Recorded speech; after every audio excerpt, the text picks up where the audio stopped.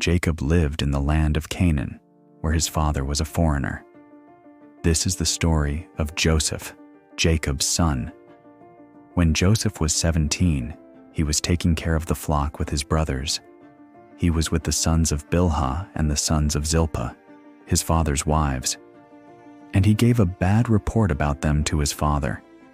Now, Jacob loved Joseph more than all his children, because he was born when Jacob was old. He even made him a tunic of many colors. But when his brothers saw that their father loved him more than all his other sons, they began to hate him and could not speak to him kindly. One day, Joseph had a dream, and when he told it to his brothers, they hated him even more. He said, "Listen to this dream I had. We were tying up bundles in the field, and my bundle stood up while your bundles gathered around and bowed down to mine." His brothers asked him, "Will you really rule over us? Will you really have power over us?" They hated him even more because of his dreams and his words. Then Joseph had another dream and told it to his brothers, saying, "I had another dream. This time the sun, the moon, and the 11 stars all bowed down to me." When he told his father and his brothers, his father scolded him, "What is this dream? Do you really think that your mother, I, and your brothers will come and bow down to you?" His brothers became even more jealous, and his father kept the matter in mind. Later, his brothers went to feed their father's flock in Shechem. Jacob said to Joseph, "Aren't your brothers feeding the flock in Shechem? Come, I will send you to them." And Joseph replied, "I am here." Then his father said, "Go and see if your brothers and the flocks are well, and bring me word about them." So he sent Joseph from the valley of Hebron, and he went to Shechem. While he was wandering in the field, a man found him and asked, "What are you looking for?" Joseph answered, "I am looking for my brothers. Please tell me where they are feeding their flocks." The man said, "They have left here.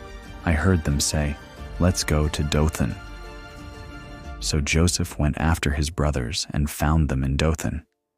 When they saw him from far away, even before he came near, they planned to kill him. They said to each other, "Look, here comes that dreamer. Let's kill him and throw him into a pit. Then we can say, 'A wild animal has devoured him,' and we'll see what becomes of his dreams." But Reuben heard them and rescued Joseph, saying, "Let's not kill him. Don't shed blood. Just throw him into this pit in the wilderness and do not harm him, so I can save him later and bring him back to our father." When Joseph came to his brothers, they stripped him of his tunic, the tunic of many colors he was wearing, and then threw him into an empty pit with no water. While they were sitting down to eat, they looked up and saw a caravan of Ishmaelites coming from Gilead with their camels, carrying spices, balm, and myrrh on their way to take people down to Egypt. Judah said to his brothers, "What good will it do if we kill our brother and hide his blood? Let's sell him to the Ishmaelites and not harm him, since he is our brother and our flesh." And his brothers agreed. Then Midianite traders passed by, so the brothers lifted Joseph out of the pit and sold him to the Ishmaelites for 20 shekels of silver. They took Joseph to Egypt. When Reuben returned to the pit, he found that Joseph was not there. He tore his clothes in distress and went back to his brothers, saying, "He is gone. Now what will I do?" They took Joseph's tunic, killed a young goat, and dipped the tunic in its blood. Then they sent the tunic to their father and said, "We found this. Do you know if it is your son's tunic?" When his father saw it, he said, "It is my son's tunic. A wild animal has devoured him. There is no doubt that Joseph is torn to pieces." Then Jacob tore his clothes, put on sackcloth, and mourned for his son for many days. All his sons and daughters came to comfort him, But he refused to be comforted, saying, "I will go down to the grave mourning for my son." So his father wept for him.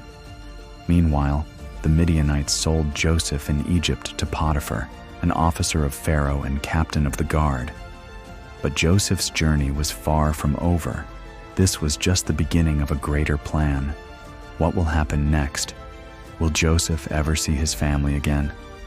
Stay tuned for part 2.